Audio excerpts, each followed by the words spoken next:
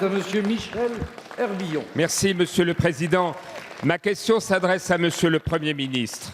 Il y a 4 jours, votre ministre de la Santé déclarait qu'elle ne serait pas candidate à Paris en raison, je la cite, d'un agenda très chargé et des nombreuses réformes dans son ministère. 48 heures plus tard, la voici qui démissionne pour mener la campagne du parti présidentiel dans la capitale. Comment peut-on revenir à ce point sur sa parole en à peine 48 heures? En quoi les dossiers du ministère de la Santé seraient-ils devenus soudainement si secondaires? Cette candidature improvisée, imposée par le président de la République, en dit long sur le sens des priorités et des responsabilités du gouvernement.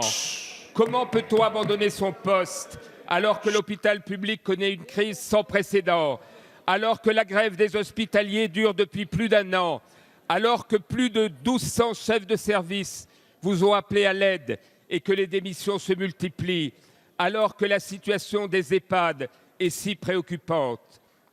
Comment peut-on abandonner son poste alors que sur le chantier absolument crucial de la dépendance, il y a urgence à ce que le gouvernement présente enfin son plan?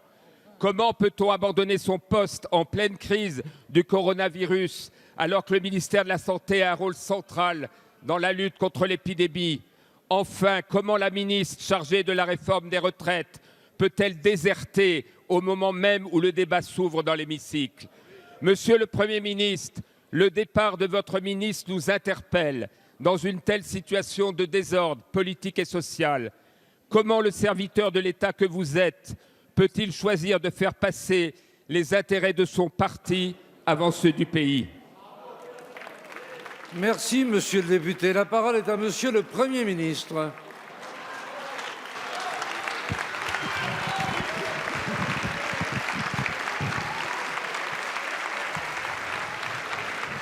Monsieur le député Herbillon, Monsieur le Président, Mesdames et Messieurs les députés, Monsieur le député Herbillon, merci de cette question qui me permet publiquement de dire que Agnès Buzyn était une remarquable ministre des Solidarités et de la Santé et qu'elle sera une exceptionnelle maire de Paris.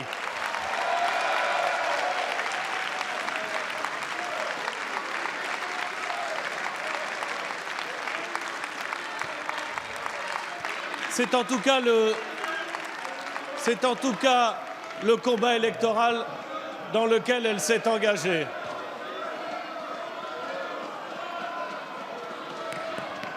S'il vous plaît, un peu de calme. Laissez le Premier ministre répondre librement à une question librement posée. Monsieur le Premier ministre, vous seul avez la parole. Mais, monsieur le député Jacob, pourquoi vous mettez-vous dans cet état? Vous avez choisi vous-même d'évoquer la candidature de Madame Buzyn à Paris. Je réponds à la question qui a été posée par Monsieur Herbillon. Ne vous mettez pas dans cet état-là, Monsieur Jacob. Si Agnès Buzyn était là, elle vous dirait que c'est très mauvais pour la santé. Non, vraiment, je vous assure. La question a été posée par M. Herbillon, j'essaie d'y répondre pleinement. Je dis, monsieur le député Jacob, et j'essaie de répondre à M. Je vous rappelle Herbillon, que les questions sont libres et les réponses sont libres. Laissez donc le Premier ministre s'exprimer. Et je vous réponds en vous disant que la ministre était remarquable, qu'elle est rentrée dans un combat électoral et que je souhaite qu'elle le gagne. Et en disant ça, je dis l'évidence. Et d'ailleurs, vous souhaitez qu'elle le perde. Et vous l'avez dit aussi. Allons, ne jouons pas les vierges effarouchées, n'ayons pas les pudeurs de gazelle parfois évoquées sur certains bancs.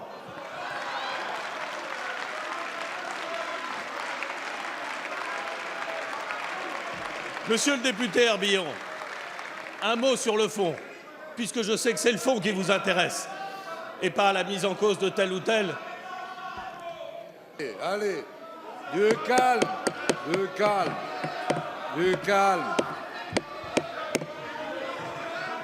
Un mot, si vous me permettez de répondre à monsieur le député Herbillon, un mot pour dire, monsieur le député Herbillon, qu'à la suite de la démission de Madame Buzyn. J'ai proposé au président de la République que soit nommé Olivier Véran. Monsieur Véran est médecin hospitalier, rapporteur général de la Commission des finances, connaît parfaitement la question des retraites puisqu'il était en charge de ce dossier ici. Vous aurez l'occasion de voir au fur et à mesure, au cas où vous l'ignoreriez encore, qu'il fera le travail qui lui incombe de façon remarquable, précise, engagée, et il a évidemment toute ma confiance.